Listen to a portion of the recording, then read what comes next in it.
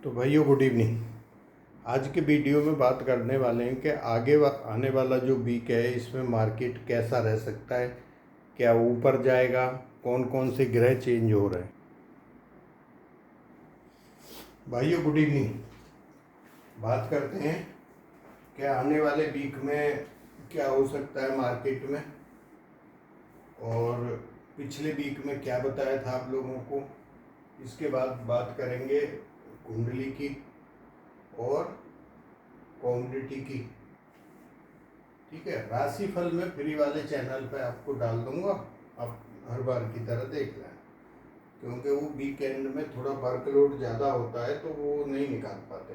ठीक है, तो सबसे पहले बात करते हैं क्या ग्रह संयोग चेंज हो रहा है और कौन से ग्रह चेंज हो रहे हैं। ये कुंडली बनती है सोमवार की सुबह की 9:15 की, जब सुबह मार्केट खुलेगा। ठीक है, तो यहाँ पे दो ग्रह चेंज हो रहे हैं। सूर्य सिंह राशि में जाएंगे 17 तारीख को, शुक्र कर्क राशि में जाएंगे 21 अगस्त। ठीक है, तो यहाँ पे एक तो ये चेंज हो जाएंगे, ये यहाँ से कर्क राशि में और बुध के साथ पहुंच जाएंगे। तो ये अच्छा है, राशि अच्छी नहीं है लेकिन बुध के साथ शुक्र जा रहे हैं, अच्छा है। और एक चीज और बनती है यहाँ पे कि जब ये वीनस भी आपके यहाँ आ जाएंगे 21 तारीख को, तो ये दोनों ग्रहों के साथ और शनि का नव पंचम योग बनेगा। 1 2 3 4 5। ये क्यों अच्छा है मार्केट के लिए, क्योंकि भारत की कुंडली में योग कारक ग्रह जो बनते हैं शुक्र बुध और शनि बनते हैं, और ये दोनों नव पंचम योग बनाएंगे। ठीक है, अब एक सूर्य ने राशि चेंज कर ली 17 तारीख को, 18 की कुंडली है, एक ये वाली चेंज हो गई ये। तो सूर्य अपनी राशि में गए, बढ़िया बात है, लेकिन अभी प्रेजेंट में केतु के नक्षत्र में चल रहे हैं, केतु के साथ हो गए, राहु की दृष्टि पड़ रही है। ठीक है, ये उतना बढ़िया नहीं है लेकिन कहीं ना कहीं पॉजिटिव की तरफ है। देखो मैं समझाता हूं क्यों पॉजिटिव की तरफ। एक आदमी अपने ही घर में रहे, पहले ये जल तत्व की राशि में कर्क में थे तो अनकंफर्टेबल, अग्नि प्लैनेट को पानी के अंदर रखोगे वो कंफर्टेबल महसूस नहीं करेगा। अब वही इंसान अपने घर में आ गया लेकिन आतंकवादियों के साथ रह रहा है तो उसका अपना घर सीना तान के तो रहेगा ना भाई, लेकिन जो आतंकवादियों के साथ रह रहा है, ये केतु राहु, केतु के साथ है ना, और उसकी राहु की दृष्टि है, तो क्या होगा, थोड़ा अनकंफर्टेबल महसूस करेगा। तो इससे आप एक अनुमान लगा सकते हो सूर्य के आके उसको कितनी ताकत मिलेगी। लेकिन यहाँ से यहाँ ये बेटर है, इतना मैं आपको बता रहा हूँ।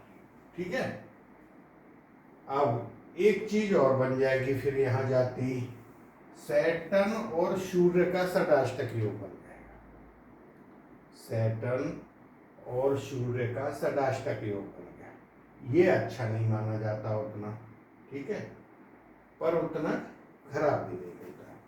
ठीक, तो अब इसका ओवरऑल क्या है, तो कहीं ना कहीं पलड़ा पॉजिटिव की तरफ भारी हो रहा है। देखो ये नव पंचम योग बन गया, योग कारक ग्रहों का सबसे जरूरी होता है, ये बन गया। यहाँ से बृहस्पति के साथ से शुक्र निकल के चले जाएंगे, ये भी अच्छा बनना है पहले से। ये दोनों गुरु के नक्षत्र में आ गए, ये भी अच्छा बनना है।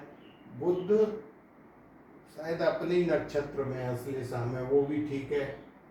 और सूर्य तो केतु के नक्षत्र में चल रहे हैं, शनि अपने नक्षत्र में चल रहे हैं, गुरु तो बड़े दो ग्रह अपने नक्षत्र में ही हैं। ठीक है, शुक्र गुरु के राशि जो मीन है उसमें उच्च का होता है तो वो भी ठीक है। तो ओवरऑल देखा जाए तो एक तरह से 60% तक आप ठीक बोल सकते हो। ठीक है, अब आते हैं मतलब की बात पे। कि जो आने वाले वीक में, तो देखो ये जो क्लोजिंग हुई है पिछले वीक में भी अगर आपको ध्यान हो तो हम पहले तो ये बात कर रहे थे आपको कि 1 अगस्त का हाई लो वो टूटा था 4 दिन बाद, वहाँ से फिर थोड़े से वहीं पर रुके और फिर हम इस वीक में ऊपर आ गए, ठीक है। और ओवरऑल देखो तो हमने यही बताया था कि थोड़ा सा मार्केट ठीक दिखता है, उतना वो तो नहीं। तो अभी भी आपको इससे पता लग गई मार्केट की क्या हो सकता है। अभी बात करेंगे वीकली पे 268 पॉइंट ये क्लोज हुआ है और वीकली पे 336 पॉइंट ये जो है बैंक निफ्टी क्लोज हुआ है। बैंक निफ्टी क्यों नहीं चल पा रहा है, आखिर ऐसा क्या परेशानी हो गई? अगर आप नवांश कुंडली में पिछले वीक में देखोगे तो ये बीच में आपका त्रियोग में भी फंसा रहा, ठीक है। दूसरा था पिछले वीक में मैंने आपको बताया था कि जो बुध है 12 तारीख को अस्त समाप्त हुआ था, 13 को वक्रीय था। तो मैंने कुंडली जब समझाई थी कि ये अच्छा है, वो बुध का जो वक्रीय और अस्त दोनों समाप्त हो गया वो अच्छा है, ठीक है। तो ये इसलिए शायद यहाँ से चलना चाहिए इसको। लेकिन ओवरऑल देखो ना, नवांश कुंडली में फिर मैं अगर बनाता तो उसको समझाता, वो वहाँ थोड़ी खींचतान सी है, तो उतना मार्केट चल नहीं पा रहा है उस हिसाब से। पर मेरे हिसाब से अभी थोड़ा ठीक हो जाना चाहिए। तो ये है, बाकी मैंने सपोर्ट रेजिस्टेंस लिखे। अब इस वीक में समरी के तौर पे जो आपने ध्यान रखने वाली बात है, मैं इस बार ना इस चीज को यहाँ पे लिख रहा हूँ 3 नंबर। ये जब तक आपका 24,720 से लेके 24,800 नहीं क्रॉस होता ना, ये वाला, ये रेजिस्टेंस का काम करेगा। यहाँ से मार्केट फिर लौटेगा, पलटेगा एक आध बार, थोड़ा ऊपर नीचे होगा। जब तक हम ऊपर नहीं जाएंगे, 800 के ऊपर क्लोजिंग आना आपको संतुष्टि प्रदान करेगी। तो समरी के तौर पे ये वाला पॉइंट मैंने रेड से लिखा है, ये चीज आपने जरूर ध्यान रखनी है। ऐसा नहीं कि आपने देखा यार 100 पॉइंट बैंक निफ्टी बढ़ गया, ठीक है, कॉल खरीद लो 57,000 की, वो सब जीरो हो जाएंगी, कोई फायदा नहीं होता, ठीक है। तो ये रखना है। इंडिया विक्स 1.8% बढ़ के बंद हुआ है, लेकिन बढ़ा है हमारी रेंज में। इंडिया विक्स ठीक है, कोई परेशानी नहीं है, कोई डर नहीं है, कोई फियर नहीं है। टैरिफ बढ़ गया जो भी है, अभी एक मीटिंग हुई है ट्रम्प और पुतिन की, उसमें कोई अभी तक ऐसा निष्कर्ष निकाल के नहीं आया कि अच्छा है। कुछ बोल रहे हैं कि भाई ये जो मीटिंग है नहीं अच्छी हुई। अच्छी बुरी कुछ नहीं है, अच्छी ही होती है। देखो, जब दो आदमी मिलते हैं अच्छा ही होता है, बुरा होने का संभावना कम है, वो मिले ही इसलिए। अब कुछ मीटिंग भी हो सकती है, कुछ दूसरे भी टॉपिक हो सकते हैं ना, जो हमें और आपकी समझ से बहुत परे होते हैं। बात समझ रहे? इतने बड़े लीडर जब मिलने के लिए होते हैं या मिलते हैं, वो खराब कैसे हो जाएगा? खराब तो होता नहीं। हाँ, ये होता है कि जो कंडीशन होंगी पुतिन की, देखो वो 3.5 साल लड़ा, लाखों करोड़ रुपए खर्च किए, तो जिस चीज के लिए लड़ रहा है, वो जमीन के लिए 20% यूक्रेन ले लिया, तो वो क्यों वापस कर देगा? लड़ाई चाहे हमेशा चलती रहे, वो नहीं छोड़ने वाला है, ठीक है। और पूरा नाटो मिलके, पूरा अमेरिका, ये पूरे मिलके इन्होंने जान लगा ली। दिखने में तो ये लग रहा है यूक्रेन लड़ रहा है, यूक्रेन बेचारा क्या है, और उसके पास अभी क्या बचा होगा 3.5 साल में जो लड़ेगा, ठीक है। वो भी डर के मारे लॉन्ग रेंज की मिसाइल वगैरह दे ही नहीं रहे उसको। वो बेचारा वही कुटपुट ड्रोन से इधर उधर से करके नुकसान तो फिर भी पहुंचा ही देता है। लड़ाई तो लड़ाई है, छोटा आदमी भी। तो ये वाला एक न्यूज हॉटलाइन में, ठीक है, एक टैरिफ वाला है, पुतिन इंडिया आने वाले हैं, मोदी जी शायद अमेरिका जाने वाले हैं, ऐसा न्यूज चल रहा है अभी। ठीक, तो अभी ये कहाँ तक ये होता है तो थोड़ा इन चीज़ों का अंतर आएगा। लेकिन जो ग्लोबल रेटिंग S&P ने हमारी जो की है BBB स्टेबल की है, तो रेटिंग हमारी बढ़ी है, बात समझ रहे, तो हमारे लिए पॉजिटिव है।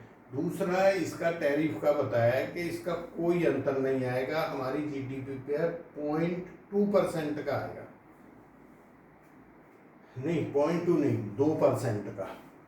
तो 2% क्या है, 6 6.5 का 2% लगा लो, कुछ नहीं है, कोई उससे अंतर नहीं आ रहा। मार्केट कुछ ढूंढ रहा है, तैयारी कर रहा है। जब तक इंडेक्स को मत पकड़ो, यहाँ पे जो ये लोग स्टॉक अभी FII ने पिछले 2-3 दिन से स्टॉक के फ्यूचर खरीदने शुरू किए, फ्यूचर नहीं कॉल, तो वहाँ पे ध्यान दो तो भाई ये स्टॉक चल रहा है, ये यहाँ से ये चल रहा है या यहाँ से ब्रेकआउट ले रहा है, तो वो चीज़ ज़्यादा बेनिफिट हो सकती है। ठीक है, या फिर आप समझदार हो तो फिर बढ़िया हो जाएगा। ठीक है, तो ये इधर रखना है। अभी आते हैं कॉमोडिटी में। देखो पिछली बार क्या बोला था मैंने, गोल्ड सिल्वर डाउन के लिए बोला, आप देख लो इसने 15,000 लगाया था हाई, कुछ 13,000 पर खड़ी है, 2,500 पॉइंट। गोल्ड में आपको 1,02,200 कुछ था, तो करीब 2,200 पॉइंट नीचे खड़ा हुआ है अभी। तो ये भी नीचे है, ये भी 2,500-3,000 ऊपर से हमने शॉर्ट करवाया, टॉप से नीचे आ गए दोनों। ठीक है, नेचुरल गैस में हमारा स्टॉप लॉस था 260 का, ये कटा है, ये नीचे थोड़ा जाके अभी कितने पे आ गई, 248 पे आ गई, मतलब 249 या 248 पर सपोर्ट पर खड़ी हुई है। तो हमें नेचुरल गैस अभी भी ठीक लग रही है। जैसे क्रूड ऑयल ने, ये क्रूड ऑयल का स्टॉप लॉस था, इसने क्या क्या किया था, 6180 था, इसको काटा, ऊपर गया, लेकिन लौट के 700 पॉइंट आ गया। ऐसे ही ये क्या कर रहा है, इसने जो सपोर्ट था उसको तोड़ा है, तोड़ के नीचे आया, अब ये ऊपर जाएगा। ठीक है, तो इनमें हम कमजोर हैं, sell on rise, gold, silver, crude oil. लेकिन क्रूड ऑयल यहाँ आया हुआ है, 100-200 पॉइंट दे देगा, इसमें अभी बाइंग बनती है। नेचुरल गैस यहाँ से बाइंग बन सकती है। ठीक है, तो ये बनता है इन चारों के अंदर। ठीक, तो जो वीडियो पहली बार देख रहे हैं वो चैनल को लाइक करें, सब्सक्राइब। देखो आप लोग कर रहे हो, जब ही हम इतनी मेहनत कर रहे हैं। ठीक है, और मेहनत कर रहे हैं तो आप लोगों ने सब्सक्राइब कर लेना है। अभी हम 50,000 के नज़दीक पहुंचने वाले हैं। ठीक है, तो भाई भूलना मत ही हमारे जो मेहनत है उसका। अब ये मैं बता देता हूँ, yearly report, Nifty, bank Nifty, commodity, US market, BTC, financial astrology course आप कर सकते हो, आज से शुरू हो जाएगा, अभी सैटरडे है। और कुंडली कोई भी टाइप की आप दिखा सकते हो। ईयरली रिपोर्ट में आपको मिलता क्या है कि यहाँ से यहाँ मार्केट कमजोर रहेगा, या ये BTC कौन से में बढ़ेगी, जैसे बता रहे हैं आपको मैं ये बता के जाता हूँ, इससे मैच कर लो, मार्केट से मैच कर लो। और उसके अंदर कमोडिटी और इनमें वीकली रिपोर्ट भी मिलती है, US मार्केट की नहीं देते। US मार्केट की कुंडली और ग्रहों के हिसाब से उसका मार्केट बहुत अच्छा चलता है, मतलब 90% जैसा बताते हैं US मार्केट ऐसे ही चलता है। बाकी अपने में थोड़ा वेरिएशन आ जाता है, लेकिन वो वेरिएशन कैसे खत्म होता है, क्योंकि हम वीक में बता देते हैं उनको, डे वाइज ऐसे ऐसे ऐसे रहेगा। ठीक है, तो ऐसा बनता है। अब मेन बात आती है मंडे को क्या होगा मार्केट में। तो मंडे को एक 9:30 बजे से देखो पॉजिटिव लगता है, मार्केट बाउंस आता है, सुबह में थोड़ा अप डाउन रहा है, तो मार्केट ऊपर की साइड का है या बाई ऑन डिप्स रह सकता है मंडे को। ठीक है, ओवरऑल देखें तो कोई ऐसा डे नहीं आ रहा बहुत बड़ी जहां तेजी लग रही हो, लेकिन होगी एक दिन। और गिरावट का रह सकता है, गिरावट का भी रह सकता है, और ऊपर का वो तो मार्केट का बिहेवियर है, पर मैं आपको मंडे का बता रहा हूँ। मंडे को जो मार्केट अपसाइड रहना चाहिए, ठीक है। जैसा एक्सीएल दिखा रहा है कुछ माइनस में, तो 9:30 पे देखो एक टाइम बनता है आपका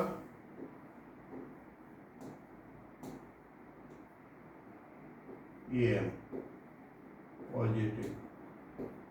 एक टाइम मैं आपको डालूंगा, एक या दो टाइम फ्री वाले चैनल पर डाल दूंगा, ठीक है।